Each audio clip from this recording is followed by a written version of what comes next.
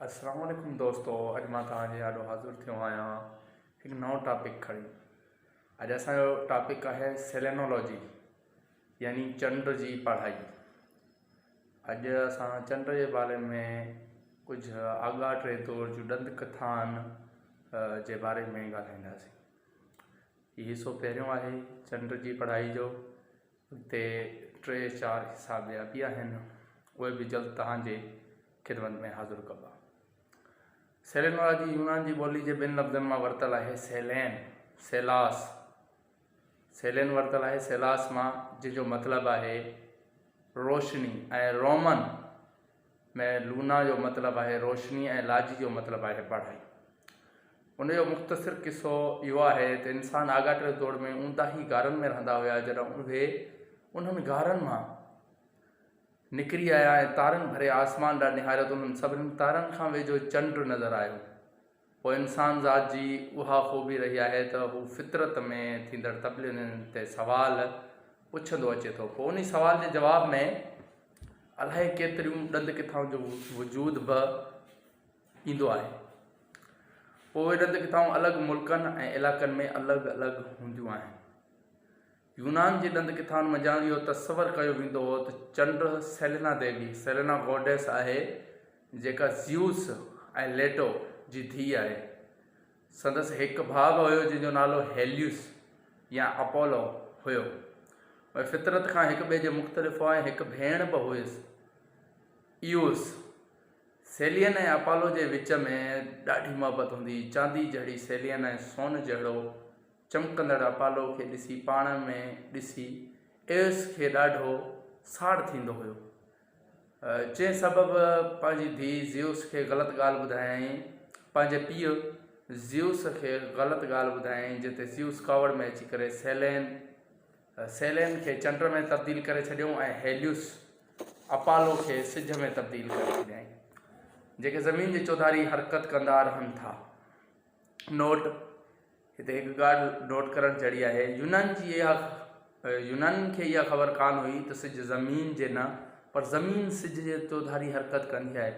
उन्ही करे अमरीकी स्पेस एजेंसी नासा जा जेके बि चंड जी तरफ़ मिशन मोकिलिया विया, उन्हनि जो नालो अपोलो पिणु रखियो वियो, जीअं पंहिंजो भाउ पंहिंजी भेण सां मुलाक़ात करे।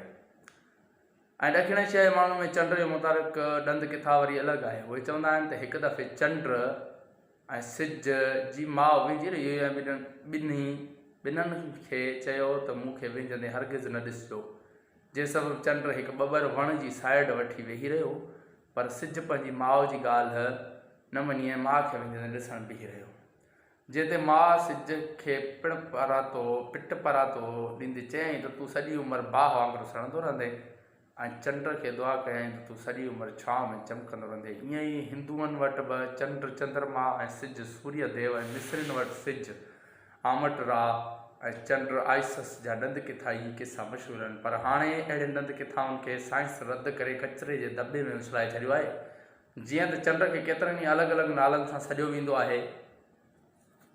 चंड खे केतिरनि ई अलॻि अलॻि नालनि सां जेको आहे सो सॾियो वेंदो आहे।